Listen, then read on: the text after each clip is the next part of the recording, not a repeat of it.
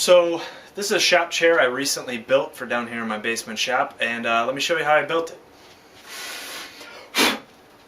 So I've had a shop in one form or another for 30 years, and I've never had a stool. I've always stood at the workbench, and I thought it would be nice to sometimes be able to sit down at the workbench when you're working. And I finally decided to build a chair, and the design I came up with is kind of a combination of a farm tractor seat and a metal base like I use on all my tools around my shop. So I have tools, let me show you. All these tools around here have these metal bases. So even over here I have some.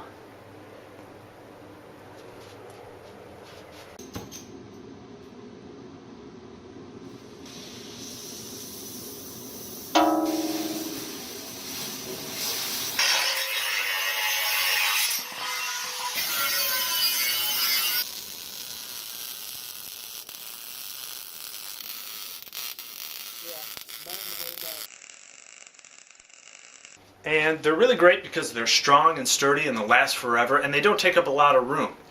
They're really solid. These are made with car rim tires. I also have some made out of semi-truck brake drums, which are even heavier. They're 80 pounds. And the top half is like a tractor seat with a steel spring frame to it. So first let me talk about the bottoms, because that's something I built. So the bottom here is a car rim. I got it. You can get them on Craigslist or at a metal scrapyard.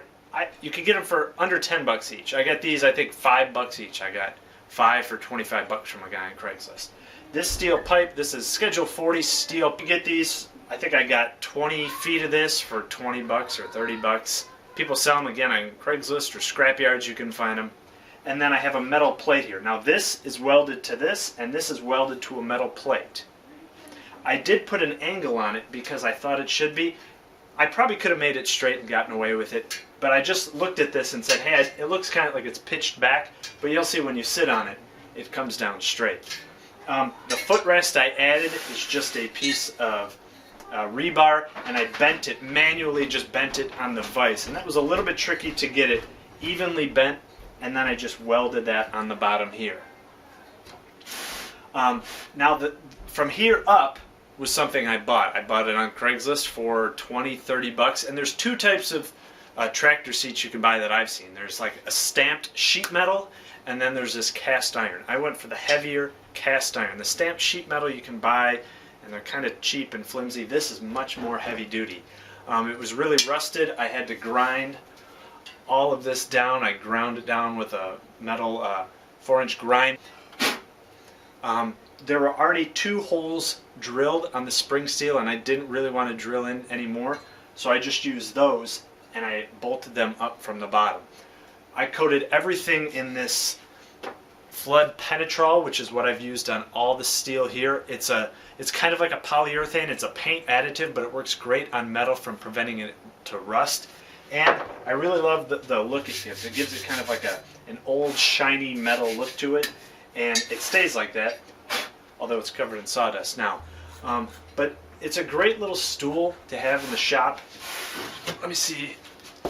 I'll show you what it looks like down here. So you can see I had to determine the height of it, but you can just sit like this, and it's got a nice springy, cushiony feel to it because it's built in to ride on a tractor. And now I can get it right up to the workbench and kind of work and sit down on it.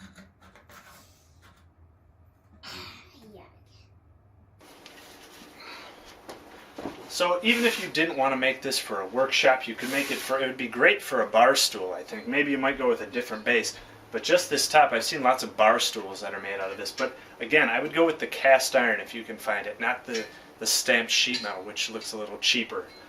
Another thing I forgot to mention, like on all my tools, I put this felt on the bottom.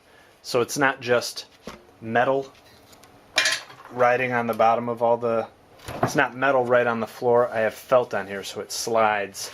It can slide on the floor easily without making a lot of noise or marking it up. Here's some of the welds I did, and I have just a cheap Harbor Freight welder, and it barely got through this metal and this metal. When I was trying to weld this, which was the heavy-duty brake drum, This I had to use my friend's bigger 220 volt welder. So this weld I had to do with a different welder. You can see this weld looks really good. But I was able to do it with my small Harbor Freight welder doing these welds, and they look really crappy. It's a flux welder. Same with here. And welding this plate on here.